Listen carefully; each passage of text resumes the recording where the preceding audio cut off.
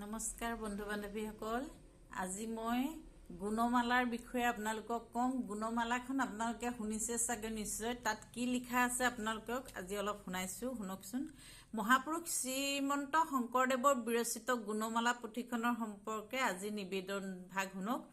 মহাপুৰুষ শ্ৰীমন্ত শংকৰদেৱ বেহাৰত থকা সময়ত নৰনাৰায়ণৰ ৰাজ্যসভাত ব্ৰাহ্মণ পণ্ডিতসকলৰ লগত কেইবাবাৰো বিবাদ কৰিব লগা হৈছিল। যদিও প্ৰতিবাৰে ই মহাপুৰুষ জনাই জয় হৈছিল, এদিন ৰজাই ৰাজসভাত উপস্থিত থকা পণ্ডিতসকলক শ্ৰীমন্দাশাস্ত্ৰৰ সাৰ কথা 2 দণ্ডৰ ভিতৰত গাই শুনাব পৰাকৈ এদিনৰ ভিতৰত লেখি আনিব পাৰিব নেকি বুলি প্ৰশ্ন কৰিলে।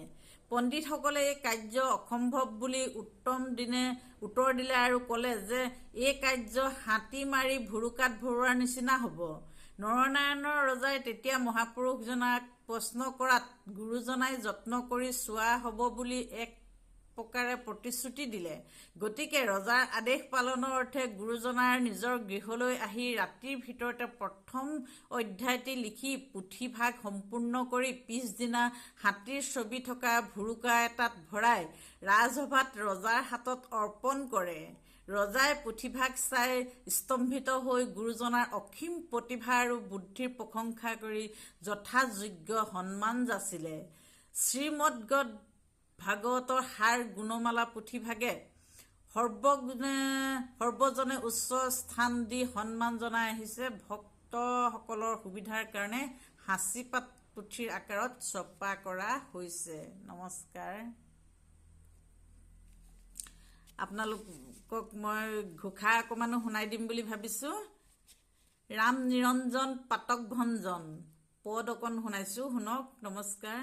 নমো নাৰায়ণ সংসাৰৰ কাৰণ, ভকত তাৰণ তোমাৰ চৰণ, তুমি নিৰঞ্জন পাতক ভঞ্জন, দানৱ গঞ্জন গোপিকা ৰঞ্জন, বেদান্ত গায়ক বংশী বায়ন, জগত নায়ক মুকুতিদায়ক, ভকতি ঋষি কৰা সৰ্বসদ্ধি, বিধাতাৰো বিধি দীন দয়ানিধি, ভকতি ৰোচন দুখ সংকোচন, পাতক মোচন কমল লোচন, দৈত্য অন্তকাৰী গোবৰ্ধনধাৰী, ভয়হাৰী তুমি শ্ৰী মুৰাৰী, কালিকা দামিলা পুতলা সুখিলা, দেৱকো তুমিলা বজ্ৰকো ভুখিলা, কেশী বৈষ্ণৱক সমস্তে দৈত্যক, লগাইলা চমক ডকাইলা জমক, তুমি বাৰম্বাৰ হোৱা অৱতাৰ, পৃথিৱীৰ ভাৰ খন্দিলা অপাৰ, ইন্দ্ৰকো দমিলা ব্ৰহ্মা নমিলা, বনত ভ্ৰমিলা গোপীক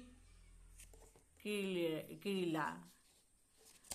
আৰু বহুতো আছে, মোৰ পাছৰ খণ্ডত আপোনালোকক দেখাম বুলি আজি খণ্ডটো ইমানতে সামৰিছো। গুণমালাখন মই আপোনালোকক সম্পূৰ্ণকৈ শুনাম বুলি প্ৰতিজ্ঞাবদ্ধ। ধন্যবাদ। আজিলৈ ইমানতে সামৰিছো।